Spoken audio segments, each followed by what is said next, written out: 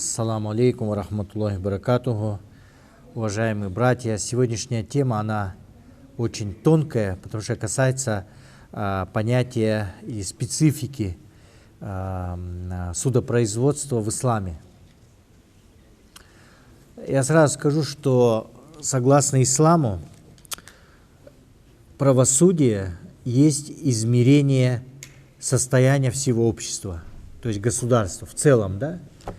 То есть по правосудию, какое правосудие в обществе, по нему можно судить о наличии в этом обществе справедливости, равенства перед законом, да? То есть справедливое правосудие, оно является стержнем любого государства. Если, допустим, в обществе или в том или ином государстве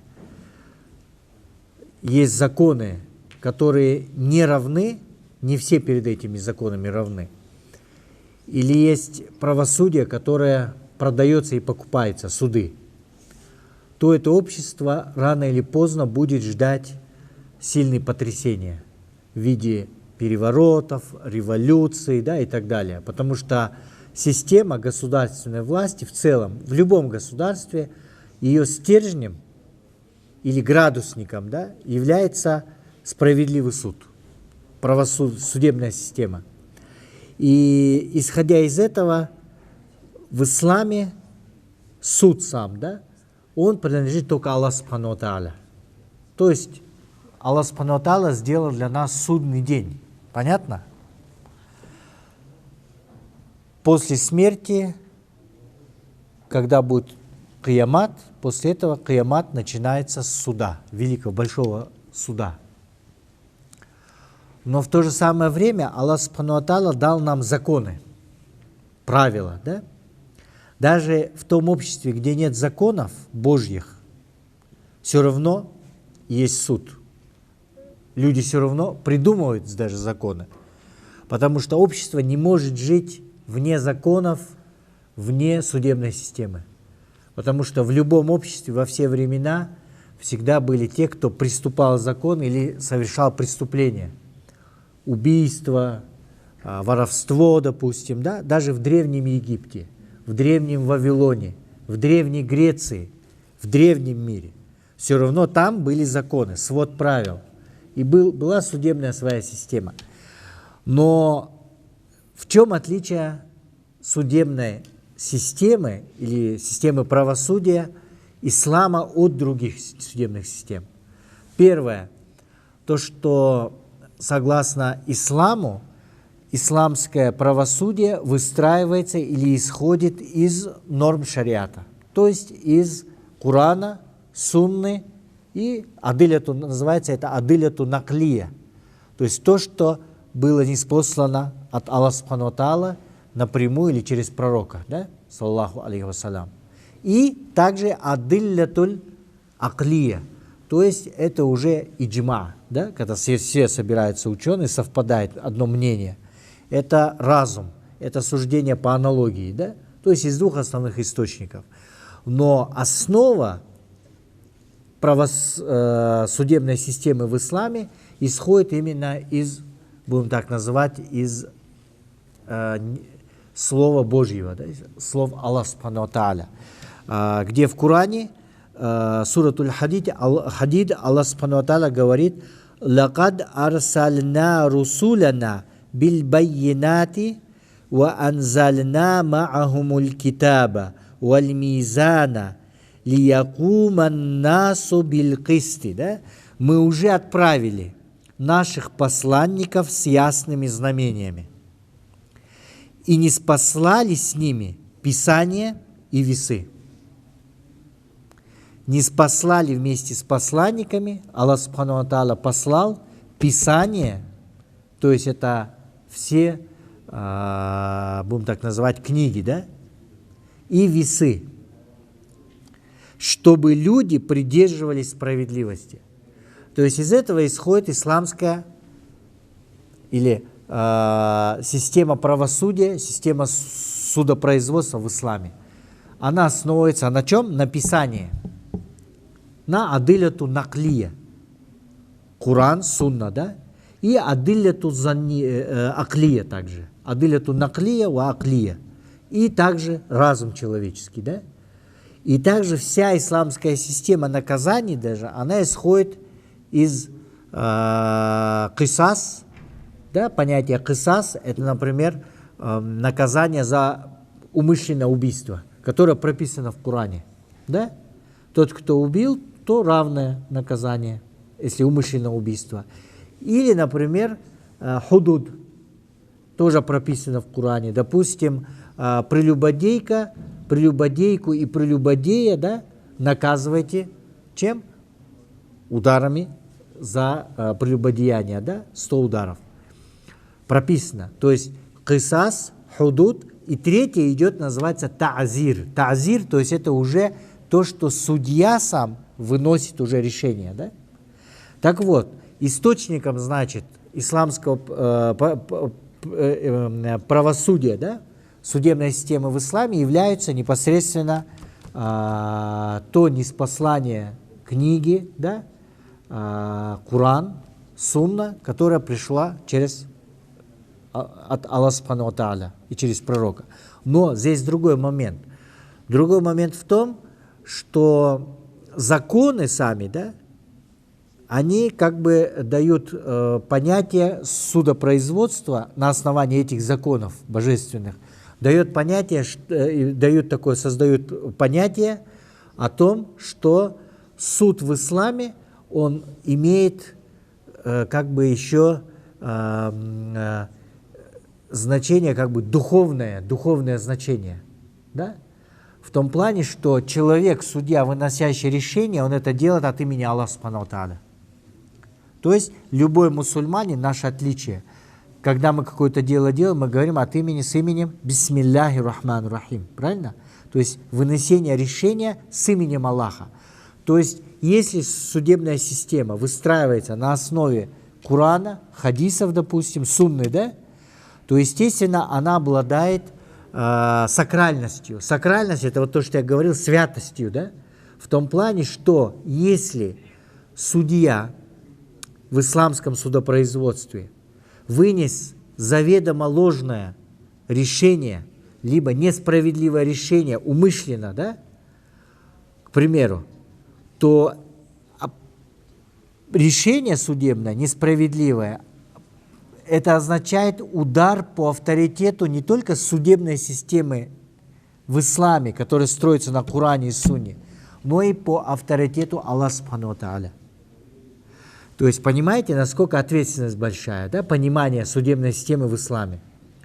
И поэтому основным принципом судебной системы является ссылка, вот если я на Коран сейчас проведу: если же станешь выносить судебное решение, то суди их по справедливости. Или и мне велено судить по справедливости между вами, да? То есть понятие справедливости. Поэтому понятие в исламе судопроизводства, да, оно является очень важным в том плане, что несправедливый суд, он роняет авторитет всей религии. Если несправедливый судья выступает от имени ислама и судит по исламу, да? Я приведу пример. Есть две крайности. Одна крайность, когда есть, допустим, те, кто якобы выступает от имени ислама и проводит судебную систему, суд проводит от имени ислама, да? Обычно это бывает в тех точках, горячих точках, да, где существуют конфликты на Ближнем, Среднем Востоке. И при этом судебные решения, как правило, они для простого обывателя, для незнающего простого человека, который далек от ислама, для них кажется, что действительно, что это делается от имени ислама, что на самом деле такой исламский суд. Когда, допустим, могут прилюдно, допустим, отрезать голову, допустим, за прелюбодеяние, да, или за какой-то еще грех. То есть это как бы многих кидает, ну, как бы в дрожь, да. На самом деле, вот эта вот крайность, она получается из-за того, что из-за невежества. Потому что в тех горячих точках, где есть конфликты, некоторые вынуждены, как бы объявляя о правлении ислама, они вынуждены вводить, естественно, суд, но у них нет специалистов, и они делают это с грубыми нарушениями ислама и шариата. Но это преподносится, как будто это исламский суд. На самом деле от ислама ничего нету. Я это приведу потом конкретные примеры. Да? Вот это вот крайность, да?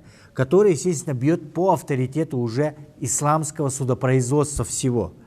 Но на самом деле исламское судопроизводство, оно строится на конкретных жестких правилах. Первое правило, допустим, самое простое, которое будет на русском языке, это презумпция невиновности. А на арабском она звучит барату зимма, то есть человек невиновен в основе, пока не появится веский аргумент или доказательство его виновности. В основе подход к любому человеку – это что любой человек, он невиновен изначально. Раз. Второе, такое правило есть, как лучше ошибиться в прощении, чем в наказании. То есть лучше ошибиться в прощении, чем в наказании, чтобы невинно не наказать, случайно не наказать кого-то невинного, да? Лучше ошибиться в прощении, то есть простить лучше, ошибиться и простить преступника, чем наказать невиновного по ошибке. А также я хотел бы сказать, что следующее правило исходит система – это сдержки и противовесы в шариатском правосудии. Почему сделано так? Потому что сама система судопроизводства, она связана с исламом напрямую и связана с авторитетом, да? Аллах Субхану ва Тааля. Потому что все судопроизводство, оно делается от имени Аллаха.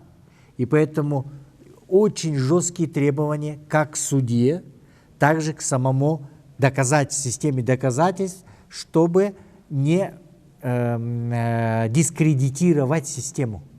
Потому что любая дискредитация судебной системы в исламе, да, она возвращается и бьет по авторитету ислама и задевает авторитет как бы косвенно, идет, как бы могут быть направлены против авторитета Аллаха Субхану ва Тааля, Творца.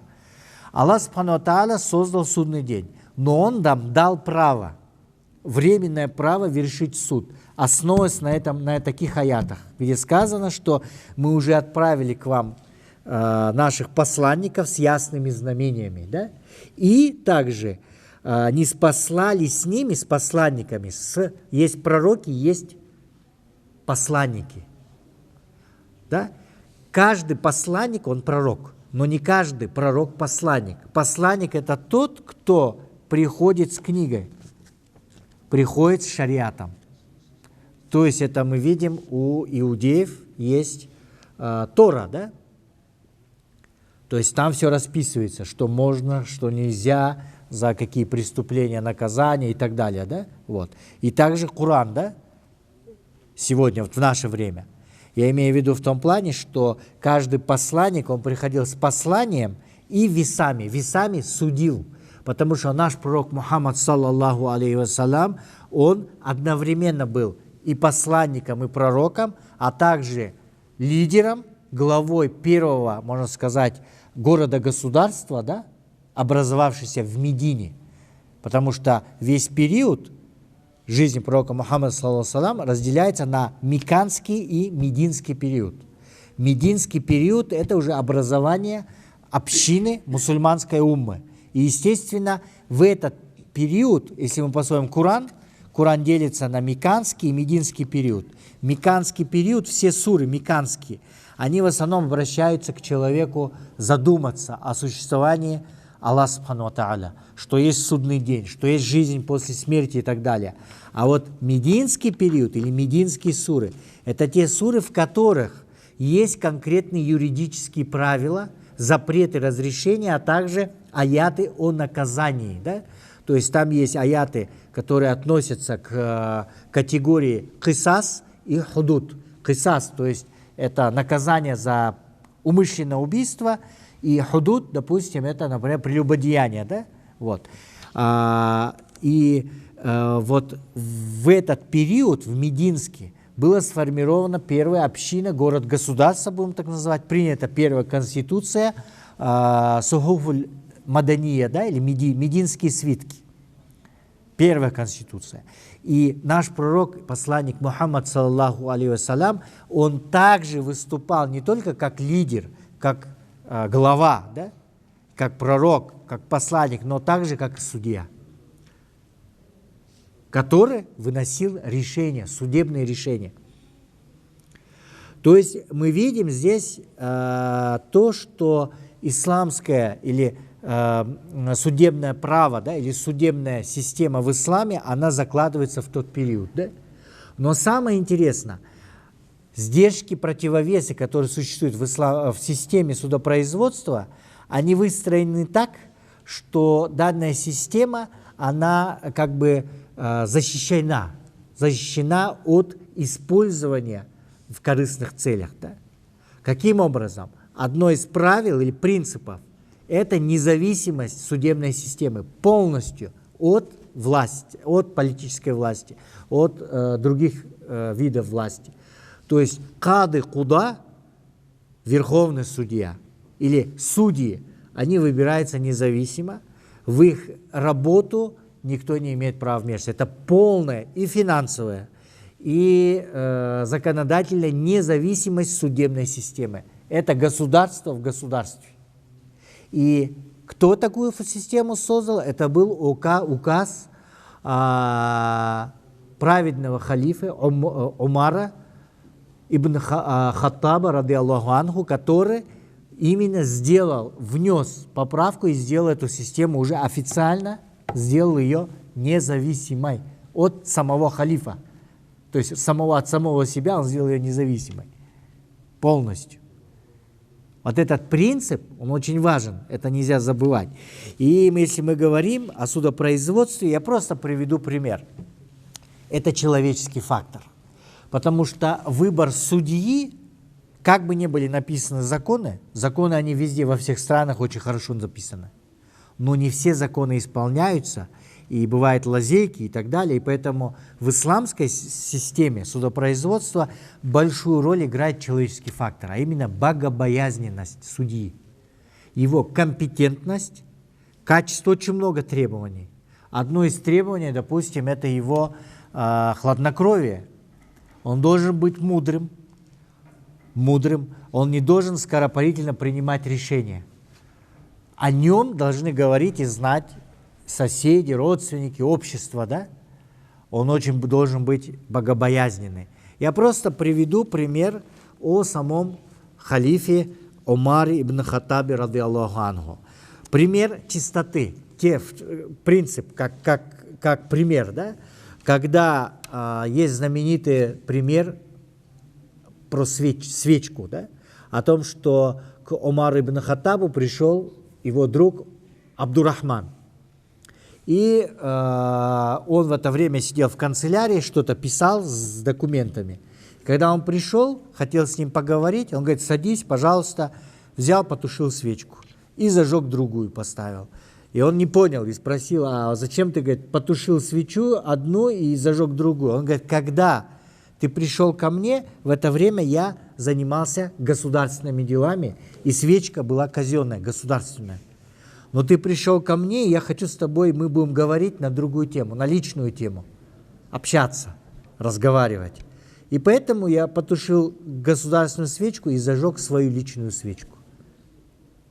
Вот это принцип подхода в исламском праве, в исламском правосудии. Потому что система сама, она очень, как бы сказать, имеет свою специфику. Это божественность, да? Божественность, раз. Второе, это требование к судье и, естественно, вынесению решений, да? Основа нее – это джальбуль масалих ва даруль мафсида. То есть основа в решении любых – это привлечение максимальных благ, избежание вреда. Да? То есть это не просто судебная система для того, чтобы отомстить. Нет, система в исламе судебная, она выстраивается с целью не отмщения, а восстановления справедливости, но через воспитание. Потому что мы будем с вами рассматривать также систему наказания и как бы тюремную систему, да, в целом. Итак, первое хочу сказать, это равенство перед законом в исламе. Это один из основных шартов. Перед законами должно быть равенство. Если в любой стране, даже мусульманской, есть название шариатская там, система там, или суд, но вы увидите или услышали, или есть факты, что нет равенства перед законом, например, сына амира могут отпустить, а бедняка посадить, то это не исламское. Потому что названий много, как я уже говорил, но все эти системы ложные, да? Там, где нет равенства закона. Именно должна быть, именно это шарт, один из условий, это равенство перед законом. Следующее – это справедливость. Справедливость стоит в основе, потому что так как Аллах Субхану ва Тааля справедлив, и Он дал нам мизан, пророкам дал мизан, это весы. Понятно? То есть дал судебную систему. И поэтому, выступая с именем Аллаха Субхану ва Тааля, каждый судья берет на себя ответственность перед судный день. Если он обманывает или судит несправедливо, то в судный день, не дай Аллах Субхану ва Тааля, да, ему делать подобные ошибки, да, специально. И поэтому очень жесткое, сильное, как бы сказать, требование, детальное, очень сильное требование самого судьи, судопроизводства. То есть законы в исламе, они выстраиваются так, что они должны быть одновременно и милосердны, но одновременно и суровы. Милосердны к раскаявшимся, кто раскаивается, милосердны тому, кто попал в какое-то положение, да? То есть не так, что жестко, вот по закону написано все, нет. Это индивидуальный подход. То есть в исламе судебная система основывается общие правила, но всегда есть с общих правил определенные исключения. А это индивидуальный подход к какому-то делу. Бывает, случилось так. Бывает, человек, он сам хороший, но он вот так вот получилось, да? Обстоятельства. Все бывает. И поэтому судья должен увидеть в этом эти обстоятельства, учесть это. То есть судья делает ичтихад. Законы написаны, но есть еще понятие ичтихада самого судьи и подхода именно частного подхода. Да? То есть каждому свой отдельный подход, каждому случаю. И поэтому законы, они варьируются от ситуации, да, от человека. Основная цель законов – это достижение справедливости. Потому что вы судите с именем Аллаха Субхану ва Тааля, да? И поэтому здесь есть такое понятие, как суровое отношение к злу. Вот человек злой, да? Зло несет. Его поступки злые, действительно, да? У него мотивировано зло. То должно быть суровое, да? Справедливое, но суровое, да? Отношение, но с целью перевоспитать. И также милосердные, проявление милосердия к тому, кто ошибся, сбился и так далее. Вот. И первый принцип, он исходит, как я уже сказал, из самого политики ислама, да?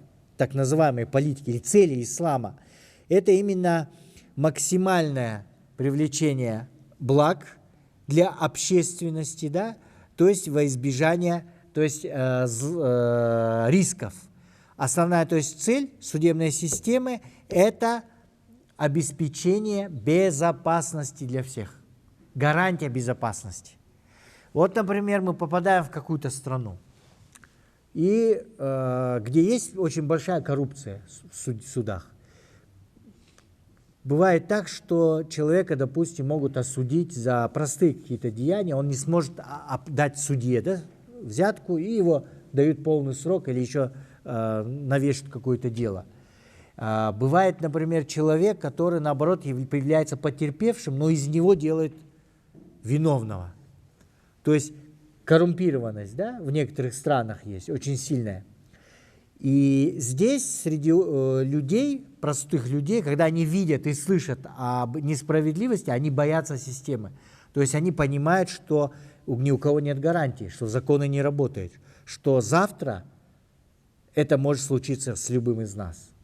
Да? Вот в этих странах как бы отсутствует безопасность и доверие. Да? К примеру. Основная цель правосудия в исламе, наоборот, чтобы у всех было что внутри? Чувство безопасности и полная уверенность, что все мы равны, любой, хоть сын амира какого-то, эмира, сын, допустим, таксиста, да, все они равны перед законом. Раз. Следующий принцип, как я уже сказал, это не наказание, самое главное, важное, а именно привести человека к раскаянию, да, к пониманию своих ошибок, что он ошибся. И именно примирение сторон. То есть это называется сульх. Сульх, примирить стороны. Бывает так, что, знаете, кысас, да, например, человек преднамеренно совершил убийство другого человека. Его поймали, он признался, есть доказательства полностью все, он признается, и судья не сразу выносит приговор, да, потому что равное возмездие по Корану ему грозит смертная казнь, высшая мера наказания. Но судья обращается к стороне потерпевшей, к самым близким, к детям, к жене, имеется в виду к детям, к братьям, к отцу, допустим, по мужской линии только, да, и предлагает им простить. Естественно, убийца, он понесет наказание в тюрьме, это уже тазир будет, да, тюремное заключение какое-то время, выплата дия, да, сумма ущерб за убийство, штраф как бы, да, в семью убитого.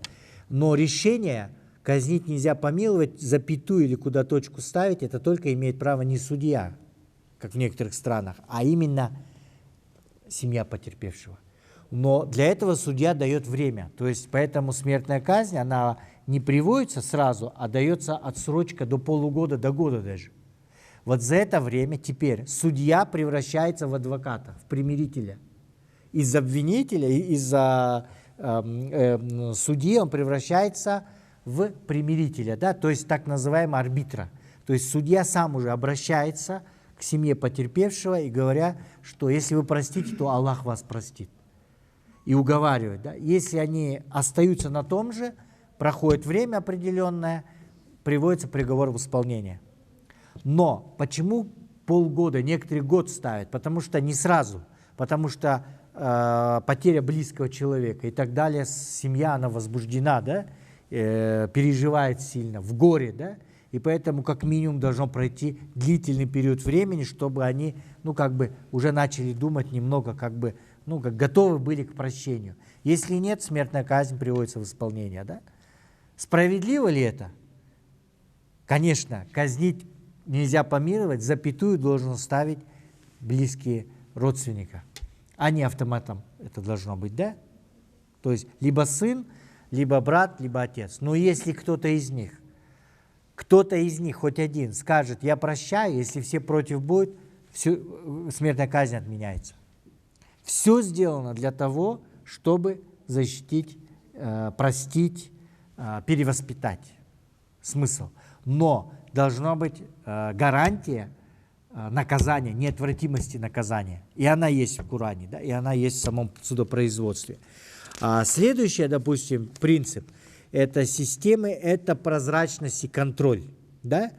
То есть, если коррупция есть в суде, если судья поймался со взяткой или принял решение из-за расовой, национальной, региональной принадлежности, да?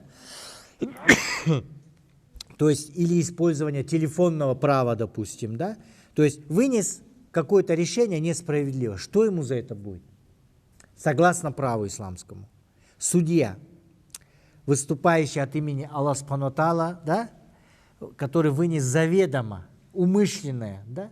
неправильное решение, и если даже есть нашли доказательства, да, его заинтересованности, или через заинтересованность третьих лиц там, или кого-то, или даже нажали на него кто-то, третья сторона и так далее, но решение вынесли, да, какой-то приговор. Там, да? Первое, он освобождается от работы на всю жизнь.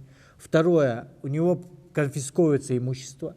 Третье, если он вынес решение, вот сколько он работал, да, вот эти сроки, кому он вынес, сроки кому-то вынес, да, вот эти сроки делятся пополам и дается судье.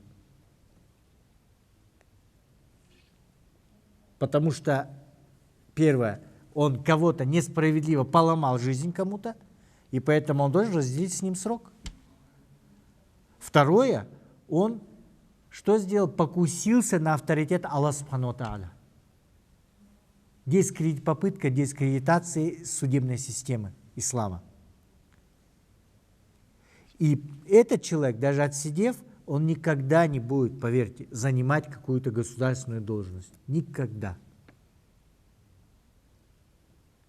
Потому что его судебное решение являлось несправедливо, и он это делал преднамеренно, выступая от имени системы, судебной системы, от имени ислама. То есть поэтому очень жестко, да, можно сказать. Но так в целом, конечно, есть различные современные методы слежения. Да? Допустим, это избрание судьи, да? Это контроль за ним, да? Это контроль со стороны средств массовой информации, да, и так далее. Также я бы хотел бы сказать понятие, допустим, богобоязненности. Туда входит обязательно. То есть судья, он должен являться примером своего поведения, примером поведения, примером, можно сказать, честности, порядочности.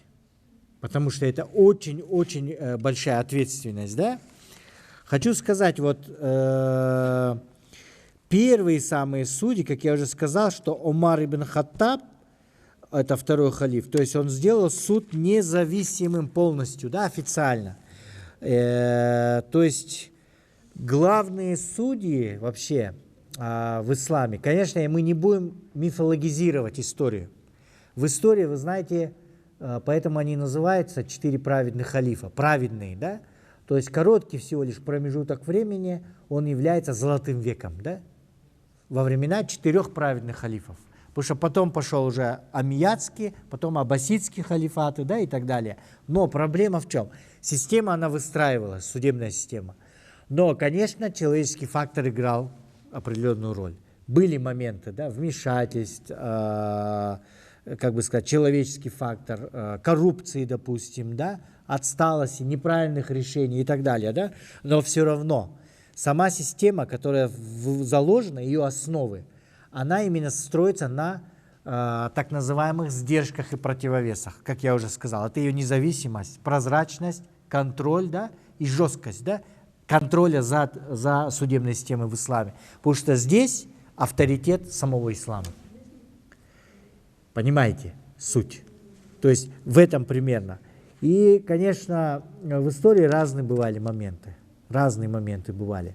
На сегодняшний день я так бы хочу сказать, что на сегодняшний день во многих странах начинают говорить о применении как альтернативной системе.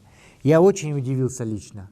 Я учился в Иордании, факультет шариата, фикх ва усулюх у меня специальность, то есть исламское право и его основы. Там была такая система в целом, хашемитское королевство Иордания, она светская как бы, но подразумевает, что светская национальная система, есть общая единая правовая система, но внутри этой правовой системы любой гражданин может выбрать себе судопроизводство. Кроме уголовных наказаний, так называемое гражданское право. Гражданский кодекс, он регулируется для христиан. В Иордании есть арабы-христиане, в Египте тоже они есть, в Сирии и так далее. То есть для христиан в арабских странах вопросы заключения брака, развода, наследования, они идут по христианским законам. Для мусульман есть своя махкама. Махкама шари'ия называется, да, то есть судебная система ислама, шариатская, да, то для мусульман брак, заключение, да, контракта, допустим, брачного контракта, развод, наследование, да, другие какие-то вопросы, они решаются по выбору. Или в светском законодательстве, или в исламском, допустим. Но я очень удивился, когда сюда приехал на конференцию один человек, он является казы, то есть казы, это судья переводится, да? Он является казы Израиля, верховный казы Израиля. Я удивился, я, значит, разговариваю, говорю, у вас есть должность? Он говорит, да, я являюсь официальным судьей шариатского суда в Израиле. Моя должность, она назначается, утверждается президентом Израиля, и я получаю, это секрет, судебная тайна, да, но я получаю очень хорошую зарплату, которая выплачивается мне государством и этой системой, да, потому что даже там, в Израиле, оказывается, есть право выбрать вот гражданское право, по гражданскому праву тот или иной путь. То есть, если кто иудей, он может по-иудейски, кто придерживается абсолютно, допустим, светских взглядов, по светской системе, а кто мусульманин, он может пойти по шариатской. И в Европе тоже была такая попытка, допустим, в Бельгии, не в Бельгии, в Австрии, я помню, в Австрии как раз открывалась система, она называется альтернативная. Это не значит, она противоречит, а внутри общей, в единой правовой системе для верующих мусульман, верующего меньшинства. Потому что в Австрии меньшинство мало мусульман, турков, да? Для них это как права для верующих, а они сделали такую вот систему, да, интересную. Но просто я имел в виду то, что если мы говорим о судебной системе в целом в исламе, то, конечно, уже длительный период, это последний, значит, с османского халифата, да, с 26-го года приблизительно, после развала османского халифата, с 26-го года по сегодняшний день ни в одной стране, кроме, наверное, двух стран, да, это Саудовская Аравия, там шариатская система и наказаний, и гражданского права, да, уголовных, и, если я не ошибаюсь, Иран, да, шиитская страна, там тоже шариатская система. Остальные все страны, арабские, все в мире, они живут как бы по светской системе права, да. И если где-то даже вводятся шариатские какие-то нормы, то они затрагивают только гражданский кодекс, да, допустим. Вот. И поэтому, конечно, с 26 по сегодняшнее время сама судебная система, она, конечно, нуждается в реформировании, обновлении, с учетом современных реалий, современных требований и понимания, да, потому что появилась камера, видеонаблюдение, как свидетель. Вот вопрос, засчитывает ли свидетелям видеоматериалы, да? Особенно в таких вопросах, как, допустим, прелюбодеяние. Остановимся на примере. Есть такой момент, когда в средствах массовой информации распространяется, да, видеоролики, что вот где-то в какой-то стране, ближневосточной или там где-то в Афганистане, мол, радикальные силы так и так, путем шариатского суда приговорили к смертной казни путем побивания камнями за прелюбодеяние женщину и мужчину. И действительно показывают, кого-то закопали там в землю по пояс женщину, да, закрытую полностью в белом, и камнями закидали. Но, извините, стоп, что-то не то. Для простого телезрителя, обывателя покажется, да, шариатский суд он такой. За прелюбодеяние надо закидать камнями. Открываем Коран. В Коране говорится прелюбодейку и прелюбодея. Побивайте сотни ударов, да, из них. Кому это относится? Это относится к кому? Ко всем? Нет. Есть, где аят есть, что побивать камнями? В Коране вы не найдете. Это в Сунне, это в хадисах. Но там, если мы, как специалисты, правоведы, смотрим, да, собираем и как рассказываем, мы говорим о том, что в исламе, если мы берем норму вот именно прелюбодеяния, да, то наказание это они делятся, да, для тех, кто женаты и замужем, и для тех, кто не женатый и не замужем. Называется мухсин и гейру мухсин. Гейру мухсин – это тот, у кого нет супруги. И тот, у кого нет супруги, или девушка, у кого нет супруг, если они впадают в прелюбодеяние, то у них наказание только плетьми, да, допустим.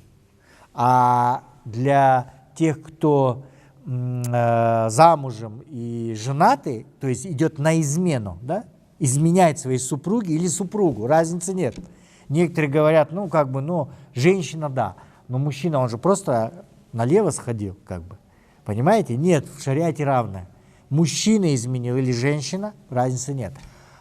То есть хадис, побивайте фарджимухум, да, бейте камнями. Но кажется жестоко.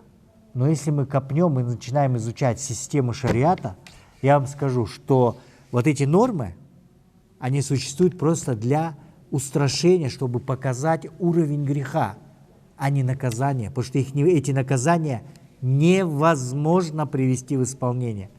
Поверьте, невозможно. Только в истории были исключения, когда при пророке Мухаммаде, саллаллаху алейхи вассалям, женщина пришла и говорила, он отказывался слушать. И она настаивала, признавалась, потому что согласно шариату, тот, кто за свои преступления или за грех принял наказание согласно Корану, Сунне, тот является чистым. Тому прощаются все грехи. Понимаете? Почему? Момент такой, что в шариатском, в исламском праве, то есть фикх, да, в исламской юриспруденции, согласно всем 4 масхабам, если человек убил другого человека, должно быть 2 свидетеля. Или кто-то своровал, да, имущество, должно быть 2 свидетеля. Это с этого начинается. А для прелюбодеяния нужно 4 свидетеля. То есть здесь наоборот вставлено, потому что преступление, она несет опасность, угрозу. Смысл остановить, смысл пресечь. 2 человека. Да? Но в прелюбодеянии почему-то наоборот сделана трудность, поставлена 4 свидетеля, которые должны стоять от происходящего, находиться на расстоянии вытянутой руки. Вчетвером подряд. Видеть. Вот так. Видеть все. Описывать. И эти 4 свидетеля не должны знать друг друга. Они должны быть с разных районов. Они должны быть очень богобоязненны. Описание по фикху, богобоязненность, допустим, это обязательно носить там суннет, да, бородку, топу, допустим, да. Ихние дети не должны обманывать, не должны быть уличены во вранье. Не они сами, а даже их дети, ихние жены, ихние братья. Да?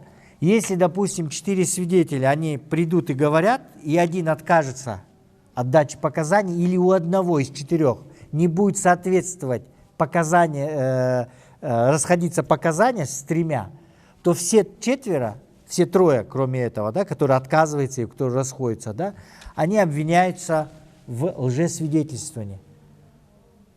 То есть от них никогда в жизни не будут приниматься никакие свидетельства. Почему сделано так? Потому что в шариате смысл, мудрость. 4 свидетеля, это означает минимальное количество общества. Что такое общество? Общество 3, 2, 5, нет, 4 в исламе, да, минимальное. То есть наказание идет не за сам факт, да, а наказание идет за вызов обществу. То есть на самом деле это деяние должно тогда по логике происходить днем на площади или на базаре открыто. То есть наказание не за действие преступления, а за вызов обществу. Смысл 4 свидетеля и само наказание исходит из этого. Делается не за факт преступления, а за что? Вызов обществу, устоям. То есть когда кто-то бросает вызов устоем общества, да? Общественности, то есть дневное время тогда. А почему не за само деяние, а потому что есть хадис другой, где сказано, что Аллах не любит тех, кто сотворяет открыто грехи, кто делает грех открыто. Он ненавидит тех, кто делает открыто, да? Но кто делает сокрыто, это тоже грех. Но здесь другой хадис, где говорится, и наш пророк Мухаммад, саллаху алейхи вассалям, сказал: «Аль-муслиму аль-муслиму авра». Мусульманин для мусульманина аврат. То есть, если кто-то увидел прелюбодеяние, он не должен никому говорить, не должен докладывать. Он должен что? Подойти к нему, с ним поговорить, ну, наставление дать. Все, максимум. И никому не говорить. В этих 4 свидетелей по прелюбодеянию, если кто-то сказал, видел, да, это преступление, да, на вытянутой руке, и стоял рядом, да, то их в первую очередь спрашивают о том, почему они не закрыли аврат своего брата. То есть, значит, вы не являетесь, эти свидетели не являются истинно верующими, не являются богобоязненными, потому что богобоязненный не будет стоять и смотреть, надо стоять и вынутые руки наблюдать. Так и так, поэтому это мера наказания и так выстроена в шариате, что ее невозможно доказать. И поэтому те факты, где человека, женщину побивают камнями, там это то-то, или это фейк, или это делаются специально, да, людьми невежественными, верующими, но невежественными, которые никакого представления не знают о шариате. Поверьте, в шариате нет таких жестоких подходов, да, потому что система доказательств выстроена так, чтобы это невозможно физически доказать. Это чудо просто будет. Просто эти преступления описываются, чтобы показать тяжесть греха. Но реализовать наказание, доказать, проблема доказательной базы, ее невозможно привести доказательства. И поэтому в системе, судебной системе, согласно исламу, она строится на так называемых сдержках противовесов. Основная цель – это исправить общество, а не наказывать. Понимаете, вот в целом об этом хочу сказать.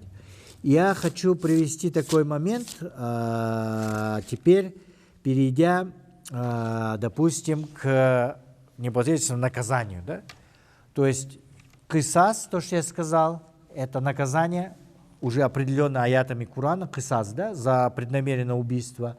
Худуд – это наказание за то, что прописывается тоже в Коране, в хадисах, это воровство, это прелюбодеяние, допустим. Плюс еще есть таазир. Таазир – это то, что выносит судья, основано на обычаи страны, да? Или на так называемые, даже можно назвать светские законы. Да? Там 2-3 года, да, за мелкое нарушение, за мелкую кражу, там штрафы и так далее. Это таазир, то, что от судьи, да? Или от той системы, уже накопленного опыта судебной системы, которая есть в стране, да? Только кроме тех, которые не являются несправедливыми. Если несправедливы или они противоречат исламу, шариату, то нельзя их, да? Примерно так. Вот, допустим, воровство, оно входит в понятие таазир тоже, да? Худуд. Допустим, некоторые думают, ну вот если человек своровал хлеб от голода, то ему отрезают руку. Тоже где-то показывали, не знаю, по какому-то, по интернету вроде бы. Там вот мальчик или что, он жалуется, вот он без руки, он говорит, вот я голодный был, хлеб взял, мне отрезали. Вот такие вот они, такие сякивые люди, ну, суды такие. На самом деле такое тоже не может быть. Потому что есть условия в самом воровстве. Первое, вор должен быть богатым. То есть у вора должен быть холодильник, телевизор и так далее. Все то, что у нас есть. То есть он должен быть обеспеченным, зажиточным. Второе, это сумма. Сворованная, она должна превышать определенную сумму. Нисаб, допустим, да, там, бывает, некоторые страны ставят до $1000, больше $1000, да.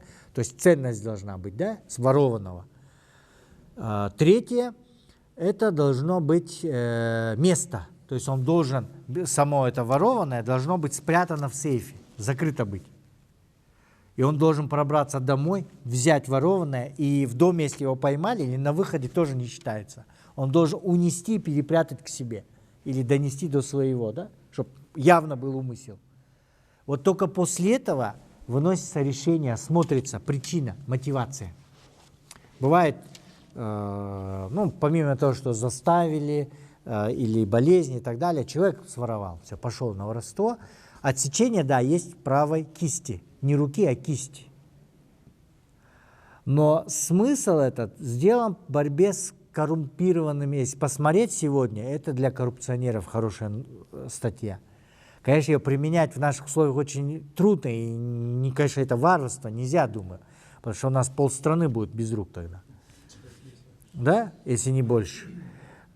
Поэтому нам нужно понимать, да, что эта норма, она также как бы лечение. Да? Лечение это. У каждой страны, у каждой культуры есть свой подход, так называемый, да, вот, к лечению этих. Но человек, если своровал что-то, если он своровал от голода, смотрите, здесь подход интересный в исламе. Если человек своровал, и ему нужно прокормить свою семью и так далее, суд не имеет права его наказывать, да, путем отсечения или даже наказания, потому что часть виновности разделяет с ним государство, которое обязано его обеспечить, потому что бедность, безработица – это вина государства. То есть государство, она разделяет с ним, и поэтому нету наказания такого. И именно так выстроена система наказаний, потому что тюрьма, согласно исламу, это в первую очередь основная цель – это исправить человека. Поэтому вы, может быть, слышали, что в многих мусульманских странах, да, в тюрьмах, допустим, если человек выучивает Коран наизусть, читает намаз, ведет себя хорошо, то он попадает под амнистию, или ему сразу наполовину срок срезают. Это есть. Да? Но вопрос такой, а если он обманул и встанет на другой путь? Вот здесь это такая тонкость по шариату. Если человек выучил Коран или ввел себя, читал намаз, а ввел в заблуждение коллегию, да, судебную, вышел, ему сократили срок, и он пошел на те же самые преступления или на преступления, то если он попадается второй раз, ему удваивают срок. Почему? За введение в обман. Как наказание, потому что он использовал веру. В двойную, та же статья, он только 2 раза ее клеит, да, сверху. Второй момент. Здесь вообще в целом в исламской системе внутри также есть еще такое понятие, как обучение, потому что чтение Корана плюс обучение профессии. И также трудоустройство, после того, как человек выходит, трудоустройство и отдаление есть такое понятие, да? Потому что, как правило, человек портится в каких случаях? Если он попадает в плохое окружение, в плохой район, плохие связи, плохие друзья, да? Поэтому обычно бывает судья, называется ибаат, то есть удаление, да? Прописывает приказ о том, что он вместе с семьей должен поменять место жительства в другом районе, в другом это. И также, проходя наказание, да, например, в тюрьме, он именно должен, я бы сказал бы, все построено на исправлении, да, то есть если его поведение рассматривается, внутри имам тоже, да, присутствует, смотрит, да, курсы обязательно, повышение образования, овладевание профессией, да, и так далее. То есть сама система, она как бы, если коротко говорит, она выстраивается не для того, чтобы наказать, да, а для того, чтобы исправить человека именно, да, вот.